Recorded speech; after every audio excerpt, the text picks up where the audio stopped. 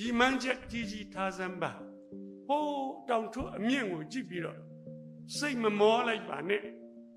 လေကားတစ်ထစ်ချင်းတက်ရမှာပါအထုပ်ကိုခုံမတက်ရပါဘူးတစ်ထစ်ချင်းတက်ရင်နောက်ဆုံးတော့တောင်ထိပ်ရောက်သွားလိမ့်မယ်အဲ့ဒီခါမှာအောက်ကိုပြန်ငုံကြည့်လိုက်အိုးခရီးအများကြီးပောက်ခဲ့ပြီကောအံ့ဩပါလိမ့်မယ်ဘာတစ်ခုမှမလုပ်ဖဲနဲ့အောက်မှာကြံခဲ့တဲ့ကောင်ကအဲ့ဒီကောင်စတော့ကငါနဲ့အတူတူပါပဲကွမမီမကန်းနဲ့ပခုံးကိုလှမ်းဖက်တယ်မဖက်နဲ့မင်းမမီတော့ဘူးမင်းလည်း